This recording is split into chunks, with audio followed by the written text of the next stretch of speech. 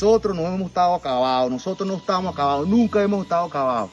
Perdimos nuestro líder y nos duele profundamente en el alma, pero nuestra lucha sigue. A principios de 2003 iban a surgir dos bandas delictivas bastante peligrosas que dejaron una gran cantidad de víctimas fatales por la lucha de territorios ubicados en el interior de Venezuela, como Guárico, Aragua, parte de Cojedes y otras zonas donde tenían a sus habitantes viviendo en zozobra. Reinaban la extorsión, homicidios y secuestros. Se trataba de la banda del Tren del Llano, comandada por el Picure y la banda del Juvenal. Este último es de quien hablaremos en el documental de hoy, documental que por cierto será el más completo que encuentres en internet sobre este criminal. Espero que te guste. No olvides suscribirte, compartirlo y darle like. Juvenal Antonio Bravo Sánchez, conocido como el Juvenal, fue una figura prominente en el mundo criminal de Venezuela, liderando una de las megabandas más peligrosas del país. Su carrera delictiva estuvo marcada por la violencia, la extorsión, el secuestro y una constante disputa territorial con otras organizaciones criminales. Hay que destacar que este hombre empezó su carrera delictiva formando parte de algunos sindicatos de obra, de construcción, donde conocería personas ligadas a mafias asesinas. Sus inicios comenzaron alrededor de 2010, donde ya se encontraba delinquiendo y siendo parte de delitos menores que poco a poco lo hacían escalar hacia niveles mayores dentro de las estructuras criminales de la zona. Sobre todo vendía drogas y era un consumidor compulsivo del llamado creepy. Solía pasar la mayor parte del tiempo en la localidad de Memo. Uno de sus hermanos era trabajador de una obra ferroviaria y solía también vender droga en la zona. Pasarían los años y en el 2013 se desempeñó como uno de los lugartenientes principales de José Antonio Tovar Colina, alias Picure, ganándose su confianza. Este confiaba plenamente en el Juvenal.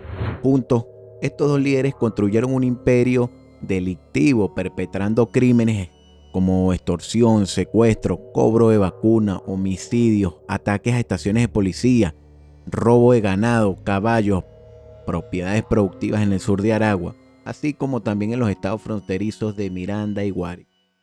En este periodo, el Juvenal era aliado y formaba parte de la banda criminal El Tren del Llano. Vivía aterrorizando a los sectores de Guárico, Aragua y Miranda, dejando cadáveres a su paso.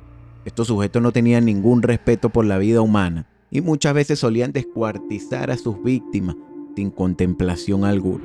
En ese momento, la banda era de al menos 40 sujetos dedicados a matar a quien se les cruzara en el camino, infundiendo terror a cada paso que daban. En el 2015, el Juvenal y el Picure tuvieron varias discusiones, pues Juvenal al parecer creía merecer una parte más grande de todos los secuestros y extorsiones que hacían. Esto, el Picure lo vio como un acto de insubordinación y como un acto de traición. El Juvenal ya se había ganado el respeto de muchos de la banda, así que este decidió crear su propia pandilla con la promesa de que iba a ser mucho más equitativo que el Picure. Esta banda era caracterizada por su extrema violencia. Fueron culpables de múltiples asesinatos de oficiales de policía en los estados Aragua, Miranda y Guárico. En este mismo año, la megabanda liderada por el Juvenal era ya considerada el segundo grupo delictivo más numeroso de Venezuela, solo siendo superado por la organización del Picure, con quien se disputaba territorios para cometer los mismos delitos en Guárico y Aragua. Era uno de los 4 delincuentes más buscados por el CICPC y estaba solicitado por la Interpol. Informes de inteligencia de finales de junio del 2015 le implicaban a su banda en al menos 20 homicidios de personas secuestradas que no pagaron los rescates exigidos. Se veía mucho la modalidad de secuestro express, en donde a la víctima la paseaban en un vehículo de manera que no se les hiciera fácil a las autoridades localizarlo, y la regla era tenerlos por más de 24 horas. Si no pagaban el rescate en ese tiempo, eran asesinados. El Juvenal ganó notoriedad en el mundo criminal por casos de extorsiones, secuestros y homicidios, principalmente contra productores agropecuarios, agricultores y comerciantes que no cancelaban las vacunas que la banda les cobraba. Su hermano y primer lugarteniente era conocido como Joandri. Ambos residían en el sector Memo, en la frontera entre Aragua y Guárico. Otro lugarteniente, Miguel, vivía en Valle de la Pascua. La organización tenía su centro de operaciones en Memo y en El Sombrero, entre Aragua y Guárico. Sus víctimas incluían a temporadistas y transeúntes que, por motivos de trabajo, se veían obligados a circular por la carretera nacional que va desde Chaguarama hasta Dos Caminos en Guárico. En septiembre del 2015 se reveló que la banda del Juvenal exigía no solo dinero en efectivo, sino también armas de fuego para liberar a sus víctimas secuestradas. Investigaciones de organismos de inteligencia indicaron que el Juvenal controlaba una megabanda que había pasado de 40 miembros a aproximadamente 70 personas, de las cuales 30 formaban parte de su primer anillo y estaban calificadas para portar armas largas. La banda disponía de 2 fincas cerca de las Mercedes del Llano, en Guárico, donde llevaban a las personas secuestradas en el tramo de Memo, Chaguarama, Tigüigüe, en el Arbolito, de la carretera nacional de los Llanos Guariqueños. Poseían 6 camionetas, utilizando 3 para interceptar y capturar a sus víctimas. Aprovechaban que los conductores disminuían la velocidad en los policías acostados para que una camioneta se colocara detrás, otra adelante y una tercera bloqueara la vía. Un delincuente descendía rápidamente, subía al vehículo de la víctima, la encañonaba y la obligaba a regresar para tomar la vía hacia las Mercedes del Llano. En el camino, un chofer de la banda tomaba el control y a las víctimas las amordazaban con tirro de embalar y las encapuchaban. Una vez en la finca, les ofrecían comida y usaban sus propios celulares para llamar a los parientes y exigir rescate, indicando como punto de cobro los silos de Chaguarama. La clave para el intercambio era encender las luces intermitentemente, momento en que 2 camionetas con hombres armados llegaban a llevarse el dinero. Tampoco podían comunicarse con las autoridades, pues si lo hacían eran amenazados de muerte. También era muy común que estos delincuentes le dijeran a los familiares de las víctimas que tenían gente en la policía, lo cual muchas veces era mentira. Simplemente era para bajarle la moral a los familiares, algo que solía funcionar mucho psicológicamente. En octubre del 2015 el Juvenal hizo alarde de su poder, publicando una fotografía donde aparecía recostado sobre fajos de dinero, exhibiendo granadas y armas largas sobre su pecho. El periodista Alex Fuenmayor del Nacional publicó esta imagen en Twitter y señalaba que el Juvenal había adquirido mucha notoriedad en los últimos años, cuando se separó del Picure. Estas fotos dieron la vuelta al país y fue allí donde realmente se convirtió en un objetivo a eliminar para las autoridades. Fuentes policiales indicaron que el líder controlaba más de 70 antisociales y operaba en Guárico y Apure, poseyendo armas de guerra, granadas y camionetas todoterreno. El 10 de noviembre del 2015, funcionarios de Poliguárico allanaron una bodega en Calabozo, donde encontraron 16.650 balas de distintos calibres.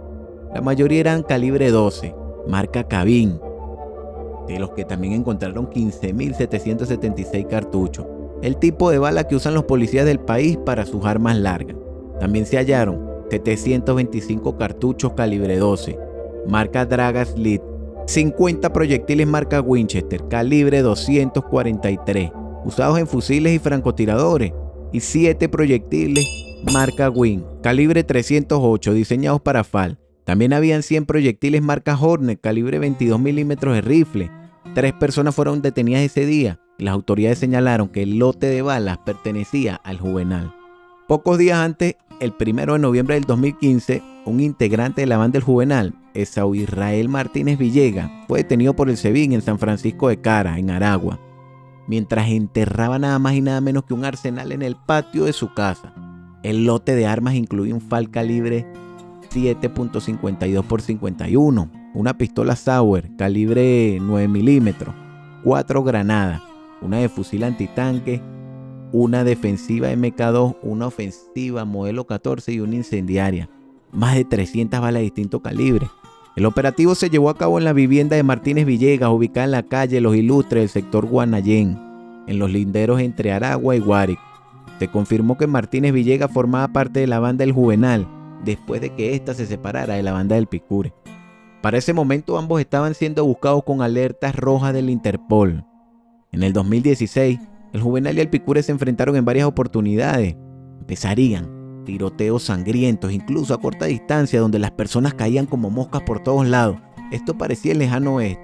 Los más afectados eran los vecinos, que ni dentro de sus casas estaban a salvo, pues la mayoría de estos enfrentamientos eran con armas de gran calibre que atravesaban fácilmente los ladrillos de las casas.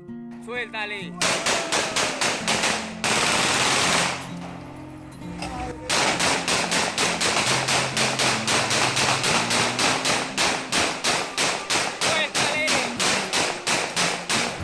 La última vez fue en la hacienda Juan de Dios, donde 8 hombres del Juvenal, algunos dicen que 11, fueron abatidos tras ser emboscados por los de su archienemigo. El Picure tenía más fuerza armamentista y tenía a su alcance mucha más gente. Sin embargo, fueron repelidos durante algunos minutos por la gente del Juvenal, hasta que se les empezó a terminar las balas y poco a poco fueron siendo rodeados y masacrados de forma brutal e incluso grabados. El 17 de febrero del 2016, el SEBIN y el 6CPC sostuvieron un fuerte enfrentamiento con miembros de la banda del Juvenal en San Diego de los Altos, estado Miranda. En este enfrentamiento falleció Miguel Antonio Bravo Sánchez, alias Joandri, uno de los hermanos del líder de la banda. También murió la pareja sentimental del Juvenal, identificada posteriormente como Lady Castillo. Fuentes policiales indicaron que el propio Juvenal los habría recibido a balazos en el sector Guaycaipuro. Durante el operativo, 3 agentes del SEBIN y uno del 6CPC resultaron lesionados, y el detective agregado Darwin Zorrilla, adscrito a la Brigada de Acciones Especiales, falleció al día siguiente tras recibir un impacto de bala en la cabeza. En el procedimiento fue detenida Leonor Bravo Sánchez, quien portaba un fusil automático liviano calibre 7.62 y estaba solicitada por secuestro en un juzgado de San Juan de los Morros, en Guárico. Las brigadas del 6CPC se desplazaron al sector Paracoto, hacia donde el Juvenal habría huido a través de una montaña, pero no lograron su aprehensión.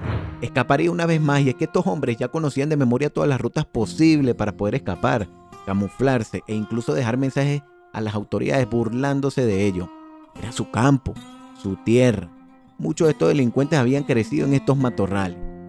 2 semanas después, robarían un gran lote de armas que fue recuperado luego por el 6CPC, donde se encontraban 5 armas Glock, 10 cargadores de alta capacidad, una pistola automática 9 milímetros y un fusil automático liviano.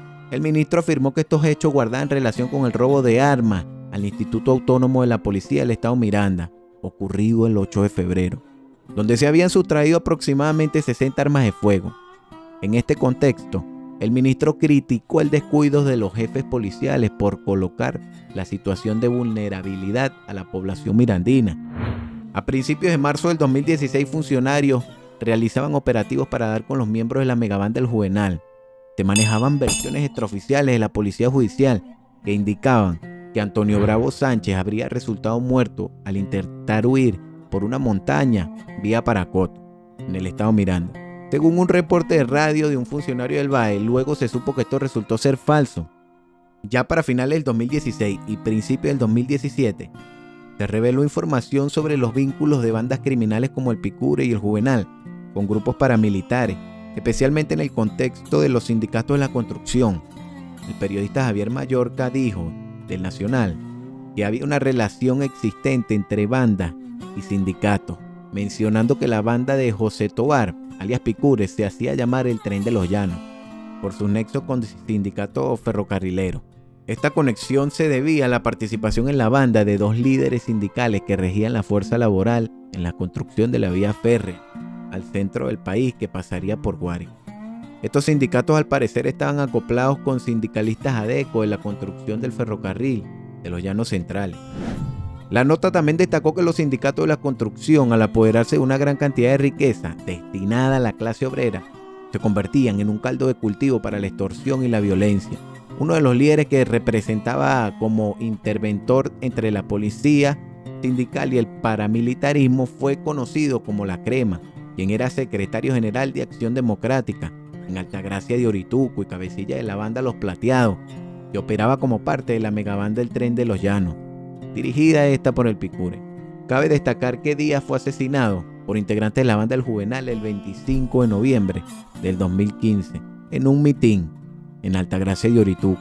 El alcalde del municipio de Chaguarama, Giovanni Salazar, dirigente de Voluntad Popular, fue investigado por este caso vinculándolo a la banda del Juvenal y al parecer presentaba competencias con Díaz. La suerte del Juvenal iba en aumento porque su archirrival José Antonio Tobar Colina, alias Picure, sería abatido el 3 de mayo del 2016 por las autoridades, una muerte que ahuyentó a muchos delincuentes, mientras que otros lo celebraban. Se conoció extraoficialmente que el Juvenal, al enterarse de la muerte de su enemigo, celebró por todo lo alto en varias fincas guariqueñas y de Aragua. Incluso estas celebridades se extenderían por días. Y es que esto cambiaba todo el panorama de la delincuencia en el país, pues ese territorio sería peleado por otras bandas delictivas que venían en ascenso y por la del Juvenal. Nadie esperaba esto, tomando en cuenta que esta banda era más poderosa que la del Juvenal. Sin embargo, el Tren del Llano daría un comunicado en un video que, aunque su líder había muerto, ellos seguían de pie y no se las pondría fácil, quienes buscaban apoderarse de sus territorios. Nosotros no hemos estado acabados, nosotros no estamos acabados, nunca hemos estado acabados. Perdimos nuestro líder y nos duele profundamente en el alma, pero nuestra lucha sigue. Ahora, todo el que ande haciendo lo malo por ahí con nuestro pueblo lo vamos a reventar. No crean que la tienen fácil. Sin embargo, en el transcurrir de todo el 2017, el Juvenal viviría huyendo y escondiéndose de las autoridades, pues cada vez le cerraban más el cerco. Ya no tenía tanta libertad para apoderarse de los pueblos. Aunado a eso, hay que destacar que casi diariamente perdía hombres en enfrentamientos policiales y con otras bandas que peleaban nuevos territorios. Esto era una época en la que se solía grabar las muertes para intimidar a los rivales, lo cual causaba aún más miedo y zozobra entre la población que nada podía hacer. Finalmente, el 17 de diciembre del 2017, el Juvenal sería abatido en lo que se presume fue una rebelión de su propio subalterno. Al parecer ya tenía días muerto, no se sabe con exactitud cuándo murió, pero se dice que fue emboscado junto a 3 de sus lugartenientes en un refugio improvisado en una montaña en el sector Memo, al sur del estado Aragua. Las autoridades hallaron los cuerpos en estado de descomposición y por las posiciones en que fueron encontrados, se presume que fueron emboscados mientras dormían.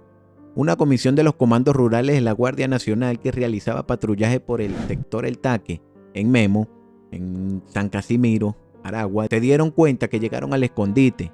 Encontraron un primer cadáver en estado de descomposición en una hamaca, otro a unos 6 metros en el suelo como si hubiera intentado huir.